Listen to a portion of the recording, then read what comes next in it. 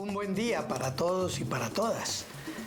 Nuevamente estamos aquí en nuestras tertulias desde abajo. En esta oportunidad vamos a comentar un artículo del periódico Le Monde de Celso Amorim, que es un brasilero, pero no cualquiera. Amorim fue ministro en el gobierno anterior de Lula y hoy en día es el principal asesor de Lula en materia de relaciones exteriores. Es decir, no solamente escribe un artículo periodístico, sino que tiene además autoridad para decir lo que está diciendo. El artículo se llama Viva el nuevo orden internacional. Ya desde el título llama la atención y provoca ya algunas inquietudes. Pero quisiera comenzar por señalar que para nosotros en Colombia es muy importante reflexionar sobre Brasil. Es obvio que es el país más grande de Sudamérica, el más poderoso, es una potencia, pero a veces nos da la impresión en nuestros países andinos, sobre todo, que existe, sí, es un vecino, pero que no tiene la suficiente importancia que debería dársele.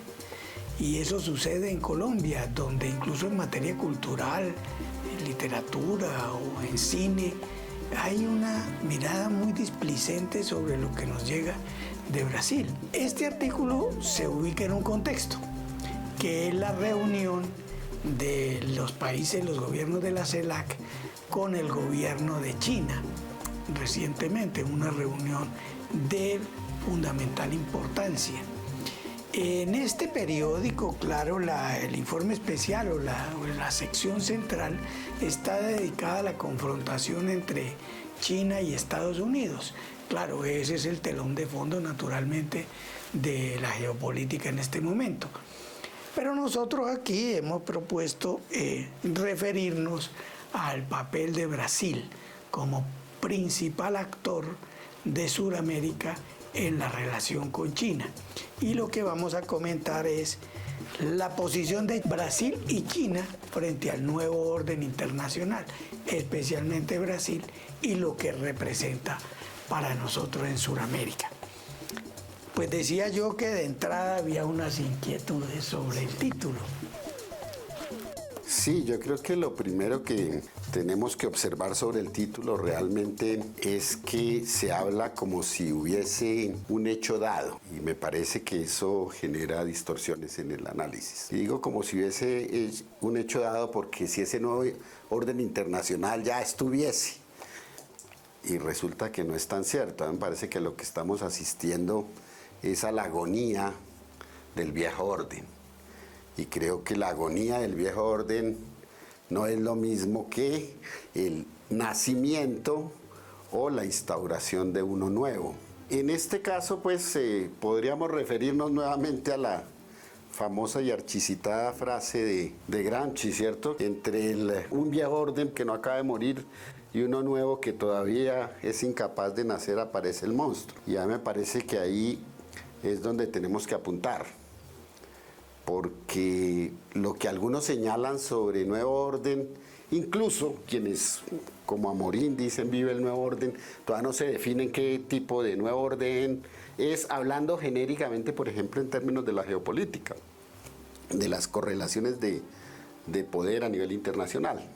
Es un orden bipolar, como dicen algunos, para sustituir al monopolar, China por un lado y Estados Unidos por el otro. Es tripolar, hay que meter a Rusia por ser la primera potencia atómica del mundo, etc. Y yo creo que en ese juego los peligros son bastante significativos y sobre todo para los países subordinados, ¿no? Porque si uno mira en esa decadencia del viejo orden que se inicia con Bretton Woods en la segunda posguerra, el papel de la ONU cada vez es más irrelevante. Y más allá de lo que algunos señalen, ¿cuál fue, digamos, el peso en términos de darle voz a estos países subordinados? Creo que tuvo alguna. Si uno mira el caso de la Organización Mundial del Comercio, ¿cierto? En este momento es inoperante, pues, está inactiva realmente. Y en ese sentido, pues hay una desventaja aún mayor para los países más débiles, de menos peso a nivel internacional. Lo vemos en el caso ahorita de la Organización Mundial de la Salud, pues digamos con el retiro de los Estados Unidos prácticamente, y desde el punto de vista de las problemáticas ambientales, con lo del Acuerdo de París. Y entonces, en ese orden de ideas, dice uno, si todavía no hay una nueva institucionalidad, porque no la hay, y esta institucionalidad está agonizante, bueno, ¿cuáles pueden ser los efectos, digamos, para los países marginales? Y en el caso particular que nos interesa acá, digamos, de Sudamérica. Pero a mí me gustaría llamar la atención sobre el artículo y sobre el autor, ¿no? Porque es un enfoque muy particular. Celso Amorín es un diplomático, sí, y habla como diplomático. Pero entonces nosotros vemos aquí en el relato, en la forma de escribir, no solo el diplomático, sino un viraje sustancial. Yo creo que, dada la posición y sobre todo el estilo del gobierno actual de los Estados Unidos, que todo el mundo ve como una amenaza por la forma brutal como plantea sus intereses, empieza curiosamente a valorarse lo anterior. Es decir, lo nuevo es muy malo y arroja un brillo, una luz que mejora lo que había antes. Entonces, yo diría, es muy curioso porque antiguamente, digamos hasta finales del siglo pasado, no solo la izquierda, sino los progresistas de América Latina tenían una mirada muy crítica sobre el orden mundial. Y entonces, por ejemplo, desde los años 60 toma fuerza la teoría de la dependencia, es decir, mostrando que no había una relación equitativa, que es más, que el sistema mundial era un sistema encaminado a extraer los excedentes de los países subordinados y que no existía para buena parte del mundo eso que llaman soberanía. Entonces el orden mundial era bien criticado, inclusive en los años 80 hubo la propuesta del NOEI, que era Nuevo Orden Económico Internacional. Incluso hubo reuniones impulsadas por las Naciones Unidas donde muchos países presentaron la exigencia de la justicia económica internacional y criticaban todo el sistema de comercio, el sistema monetario. Cuando la deuda se criticó mucho los organismos financieros internacionales. En fin, había esa lectura, sobre todo de América Latina, pero desde los países de África y Asia se hablaba, por ejemplo, con mucha fuerza del neocolonialismo, es decir, que había desaparecido el colonialismo formal, pero en la práctica seguía unas relaciones de subordinación y dependencia con la mayoría de los países. Eso desembocó a una cosa que aquí hay que criticar también, y esa es la idea famosa del sur contra el norte. Y entonces, cuando se dieron cuenta que la metáfora geográfica no funcionaba, empezaron a hablar del sur global para meter a China y para meter, bueno, con mucho esfuerzo a Rusia, pero sobre todo a los grandes de Asia y América Latina. Entonces, de todas maneras, esa idea de que antes sí era multilateral y ahora ya no, es una idea muy discutible, pero lo curioso de este hombre es que es la base de su análisis, hemos perdido ya lo que teníamos, por eso el subtítulo que pone para empezar es Avances y límites del multilateralismo, sí, sí. Porque él es consciente de que hacer altos elogios de lo que había realmente no le queda bien. Sí, lo que hay que mirar es, digamos, ese multilateralismo, en qué contexto surge. Y estoy de acuerdo perfectamente en todo ese tipo de críticas, pero acordémonos que estamos en el periodo de la Guerra Fría hasta los años 90. Es decir, venimos toda la década del 50, venimos la década del 60, 70, 80 y la década del 90 con la Guerra Fría. Y digamos que en buena medida estos aspectos del multilateralismo están enmarcados en términos de todo lo que fue el Fordismo y la política del bienestar. Entonces, digamos que fue la época gloriosa del capitalismo, en el sentido de que ni siquiera los Estados Unidos ha vivido nuevamente un tipo de bonanza económica como la que tuvo en ese momento, obviamente por lo de la reconstrucción de Europa, pero estos países pudieron vivir en alguna medida dentro de ese orden, forzado si se quiere, sesgado hacia los intereses del capital, todo lo que se quiera, pero digamos que había una especie de arbitraje en ese sentido, por el hecho de que había la amenaza, digamos, de la Unión Soviética, teníamos el equilibrio del terror a través de las dos potencias atómicas, y es en ese sentido en el que yo hablo. No estoy, digamos, hablando en el sentido de rescatar que es bueno las Naciones Unidas. Amorín dice, ojo, hay que reformar el Consejo de Seguridad, como si ese tipo de reformas fuera viable en este momento para revivir una institución como Naciones Unidas. Lo que yo quiero señalar es que ese multilateralismo, independientemente de cualquier cosa, por esas razones, se constituyó en un mediano arbitraje con todos los sesgos que ha podido tener ese arbitraje. En este momento en que no hay una sustitución de ese orden, porque este orden pues cada vez se debilita más. Uno lo ve en el caso de Naciones Unidas, en las votaciones, por ejemplo, contra todas las agresiones de Israel. ¿Y en qué ha acabado eso? En el genocidio que vemos actualmente, que todo el mundo pues voltea la cabeza y no hace absolutamente nada. A eso es a lo que me refiero. Y si se fuera, si se fuera a agredir países ahorita, creo que no habría absolutamente nada. Había un relativo freno antes. Yo lo repito, no estoy ni con eso rescatando ni diciendo, oh, tenemos que regresar al orden y al multilateralismo anterior. Lo que preocupa es que en ese intervalo de tiempo me parece que la vulnerabilidad de estos países aumenta. El caso de Brasil que señalas es importante, porque el menos vulnerable de los países de este continente curiosamente es Brasil. No solo por su tamaño y por su importancia relativa económica, sino que ese tamaño y esa relativa importancia económica lo ha colocado como un actor de primer nivel. Lula pudo ir a la celebración de los 80 años de la llegada del Ejército Rojo a Berlín, lo que no puede hacer ningún otro gobernante de Sudamérica, por más que quiera mostrarse independiente de los Estados Unidos. Porque incluso, mira, el caso del Fondo Monetario Internacional también cada vez es más irrelevante. En términos de la geopolítica, en términos de que, bueno, por lo menos yo lo percibo así, estamos entrando nuevamente en una relación en que el único lenguaje es el de la fuerza. Creo que estos países empiezan a entrar pues en una condición de mucha mayor debilidad. En ese sentido tendremos que preguntarnos, bueno, grupos como la CELAC, que se acaba de reunir con China, representan un relativo mecanismo, así sea pequeño, de defensa o no.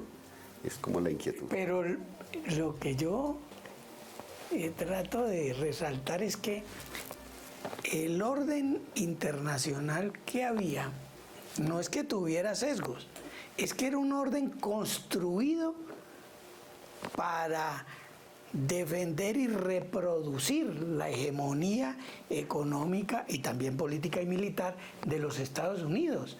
De hecho, la estructura misma, fíjate que el sistema monetario internacional, que fue basado en el patrón dólar-oro, era una especie de señoriaje en beneficio de los Estados Unidos y de la economía de Estados Unidos. Ahora, ¿qué sucede? Que objetivamente, independientemente de las voluntades, muchos países fueron creciendo económicamente y Estados Unidos logra enterrar la antigua Unión Soviética, darle un golpe muy serio a las pretensiones socialistas de China, inclusive de todos los países, pero al mismo tiempo se le crecen otros países, los de Europa y sobre todo de Asia. Entonces, eso es lo que nos da como resultado un nuevo mundo que yo diría, paradójicamente, Estados Unidos es, como dicen, unilateralista, políticamente hablando. Lo peligroso es que ahora nos hacen defender cosas del pasado contra las que luchamos. Las más graves son la teoría del libre comercio. Por ejemplo, aquí se suman izquierda, progresistas y neoliberales rescatando dizque el libre comercio y la globalización en contra del nacionalismo y el proteccionismo que promueven los Estados Unidos, cuando hace 10 años nada más estábamos peleando contra la propuesta del libre comercio. Sí, pero a ver, el orden institucional, llamémoslo, formal, de la relación entre los países es agonizante. Curiosamente, en el elemento de la división internacional del trabajo, sí hay un nuevo orden, al que se opone curiosamente, obviamente, el viejo hegemón, que es los Estados Unidos de Norteamérica. Y esa emergencia y esa cabeza de ese nuevo orden aparece con este siglo. Es decir, cuando entra China a la Organización Mundial del Comercio, empieza a consolidar China su relación con el resto del mundo, y después de la crisis del 2007-2008, y posteriormente con lo de la pandemia, se consolida realmente como una potencia, por ejemplo, en el caso industrial de primer orden. ¿Qué significa? ¿Qué significa? Que tiene que compartir, digamos, ese poder realmente desde el punto de vista económico con los Estados Unidos de Norteamérica, que hoy puede decir uno está rezagado si miramos las relaciones de comercio internacional. Cuando uno ve la figura de este señor Trump, ¿cierto? Más allá de lo grotesco que sea, lo que está intentando es frenar ese hecho. Él cree que hay una posibilidad de reindustrializar a los Estados Unidos de Norteamérica, cuando realmente la realidad económica dice que no. Le está diciendo, por ejemplo, ahorita a Apple, ayer precisamente Apple, que si no produce sus teléfonos personales en los Estados Unidos le pone el 25% de arancel, porque la empresa había dicho que para evitar problemas por lo que está en China se iba a ir a producir en India. Y entonces, ¿qué le dice este señor? No tiene que venirse para los Estados Unidos de Norteamérica. Muchas empresas han hecho cuentas que incluso con los aranceles altos les sale más barato producir afuera. ¿Qué puede hacer una empresa como estas que tiene que pagar una mano de obra mucho más costosa que la que paga en el lejano oriente? ¿A qué costos? Entonces, si uno mira el resultado, hablemos hipotéticamente de que se lograra de alguna manera volver a industrializar alguna parte, por lo menos, de la producción en Estados Unidos. ¿A qué costo lo podría hacer? ¿Y eso qué significaría? Que estas empresas generarían para un mercado interno nomás, porque no pueden competir a nivel internacional. Se vio un caso curioso la semana pasada, en el caso de la General Motors y en el caso de Ford. Estaban exportando unos vehículos que se producen al interior de los Estados Unidos. ¿Qué dijeron? Acabamos las líneas. La guerra entre aranceles no permite la exportación de eso, pero no van a cerrar las fábricas que tienen en China. Pero entonces no puede competir hacia afuera. Entonces yo creo que sí hay una diferencia sustantiva ahí, y por eso yo soy enemigo de que se diga que es una nueva Guerra Fría. Cuando estaba la Guerra Fría, nunca Occidente tuvo amenazado su producción comercial, ni su proceso de acumulación bajo ese criterio. El gran problema ahorita es el mercado, la disputa por el mercado. Y en ese sentido decimos nosotros, bueno, ¿qué es lo que va a resultar de esto? ¿Y cómo juegan países como los nuestros? Y en ese caso lo que está señalando es claro. ¿Por qué Brasil puede hablar duro? Porque Brasil, mal que bien, tiene unos programas de industrialización y creo que puede jugar en ese juego internacional. ¿Cómo estamos el resto? Es la gran pregunta. ¿Cuál es la inquietud? Y más que eso, ¿se está reflexionando sobre eso? Yo estoy totalmente de acuerdo en que lo que estamos viviendo es diferente de lo que había antes. Claro, en eso no hay discusión. La cuestión es que hay una paradoja frente a lo que mucha gente dice, En realidad, el orden multilateral es el que hay ahora. El que había antes no era multilateral. Es decir, yo lo juzgo no por el discurso político, sino por las realidades. ¿Por qué puede ser multilateral el de ahora y el de antes era unilateral? Era unilateral porque en eso que llaman Occidente, el hegemónico era Estados Unidos. Si uno traslada unipolar a unilateralismo y multipolar a multilateralismo, lo entiende perfectamente. ¿Por qué? Porque antes hablábamos de imperialismo, un imperialismo centrado en un país, en una potencia. Por eso decíamos imperialismo yanqui, equivocadamente incluso respecto a la teoría del imperialismo. Hoy en día, que es multipolar, tenemos verdaderamente imperialismo, que se caracteriza, como diría Lenin, por las contradicciones y la lucha encarnizada entre las potencias. Ahora, ¿cuál es mejor?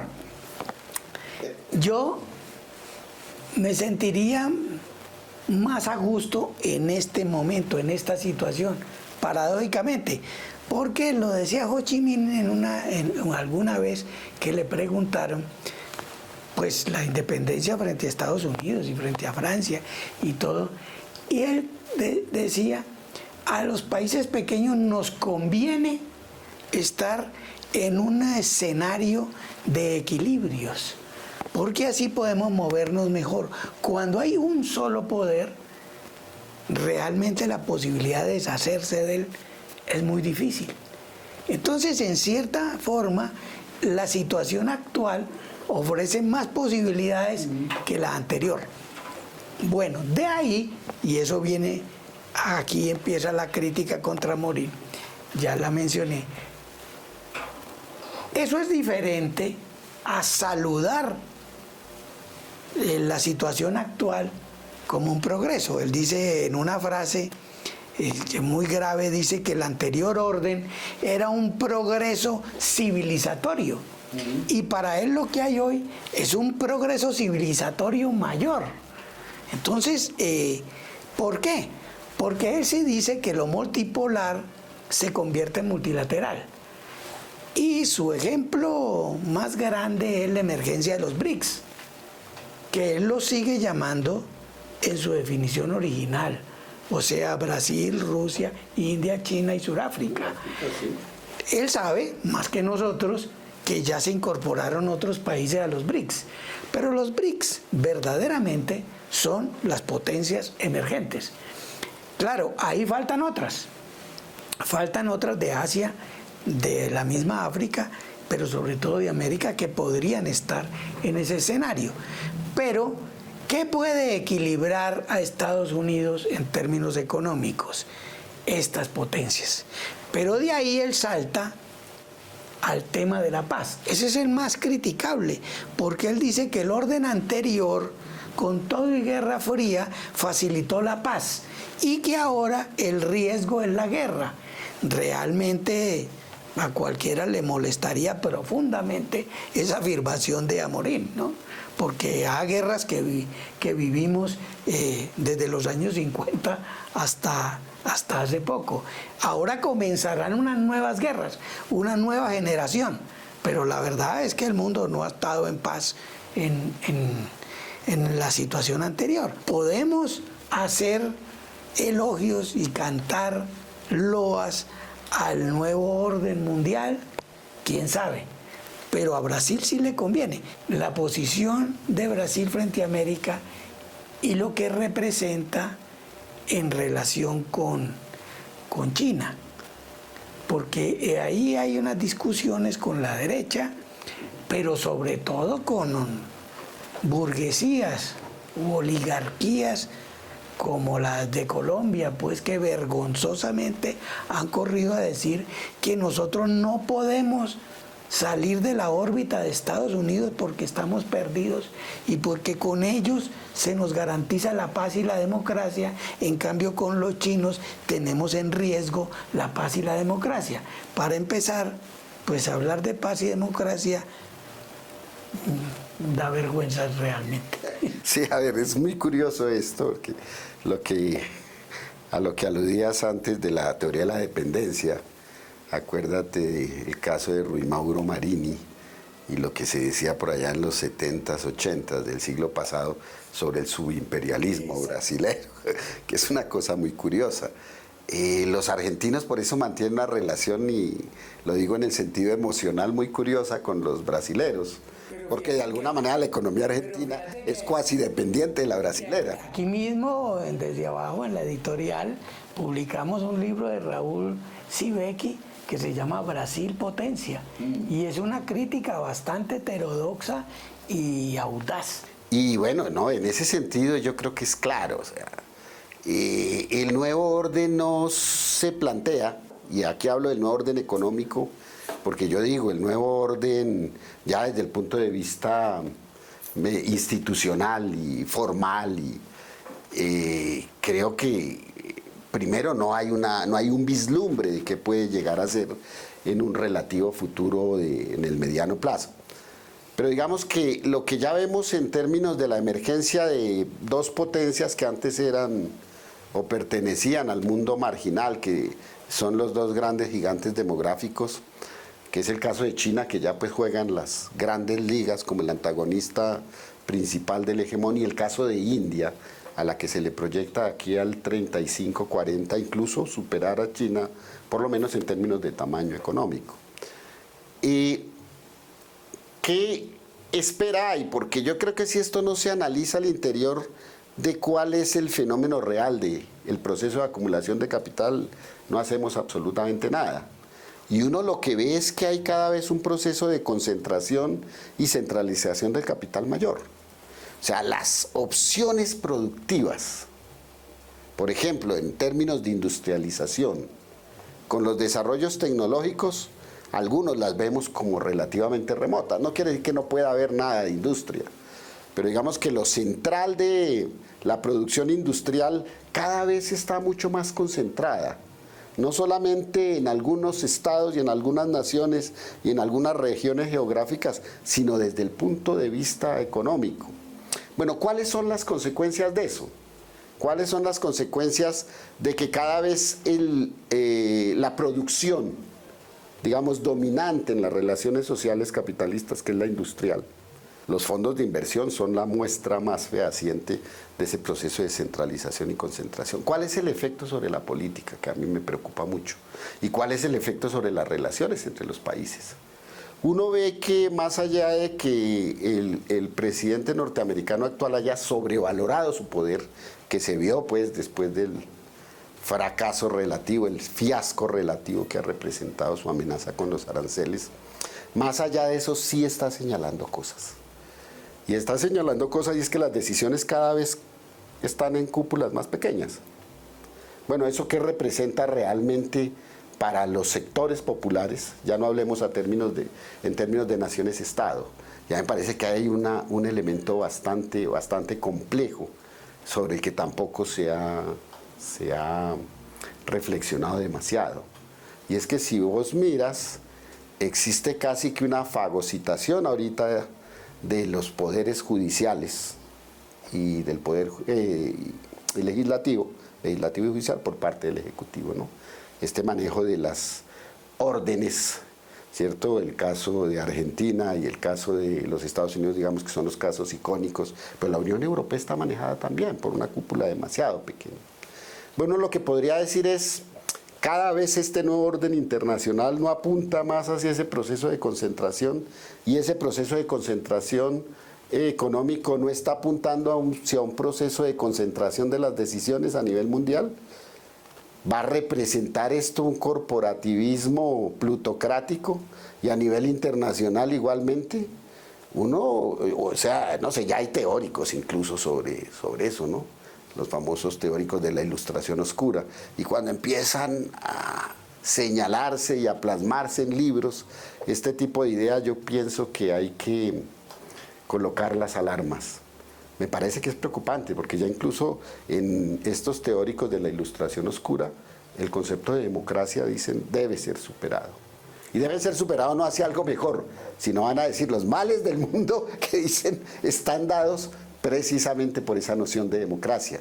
Estamos asistiendo al fin de la organización y de los principios liberales. Con eso no quiero decir yo que el liberalismo y la filosofía liberal deba ser lo que debemos defender, ni mucho menos, ¿no? Sino que eso sí representaría un salto cuántico, si se me permite la expresión, tanto en términos políticos y económicos. ¿Es esa una perspectiva? Bueno, yo pienso que la discusión ahí debe quedar abierta y la reflexión también, y creo que es un camino que algunos consideramos debe transitarse en términos del pensamiento y sobre todo el pensamiento crítico. Bueno, realmente quedan muchas preguntas, como suele suceder en estas tertulias. En lo referente a Brasil, por ejemplo, nos quedan varios temas, pero ya tendremos oportunidad de volver sobre esto. Un gran interrogante como el que nos deja Álvaro, de verdad. Entonces, hasta nuestra próxima tertulia.